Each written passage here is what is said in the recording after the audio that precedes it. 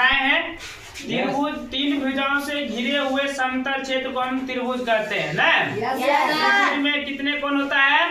3 कोण। त्रिभुज के शीर्ष कितने होते हैं? 3। त्रिभुज के तीनों आंतरिक कोणों का योग होता है 180 डिग्री। कितना होता है? 180 डिग्री। अब देखिए, त्रिभुज को भुजा के विचार से और कोण के विचार से अलग अलग प्रकार में बांटा गया है। समझ गए?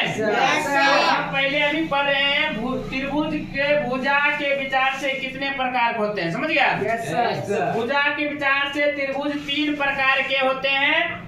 पहला है विषमबाहु त्रिभुज। कौन त्रिभुज है? विषमबाहु त्रिभुज। दूसरा है समद्विबाहु त्रिभुज।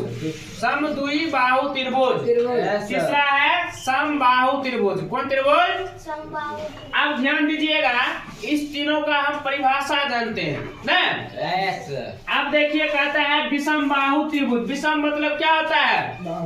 विषम मतलब अलग अलग नहीं हो जाता है। विषम मतलब जैसे हम लोग सम संख्या विषम संख्या पढ़ते हैं ना, जिसमें 2 से भाग नहीं लगता तो उसको विषम कहते हैं। इसी तरह यहाँ पर देखिए, विषम मतलब क्या हुआ कि इसमें कोई भी त्रिभुज का कोई भुजा बराबर नहीं रहेगा, यानी कि या कोई एक समान नहीं रहेगा, अलग अलग रहेगा। समझ गया?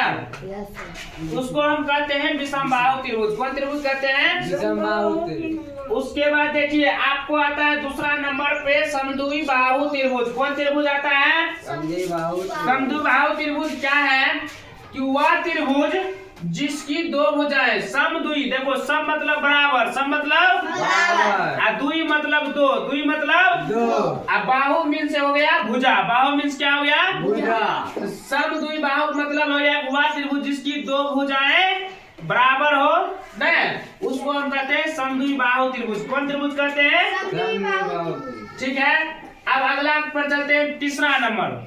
तीसरा नंबर है समबाहु त्रिभुज। क्या है? तो सम मतलब बराबर, बाहु मतलब भुजा। बराबर बाहु मतलब क्या होता है? भुजा।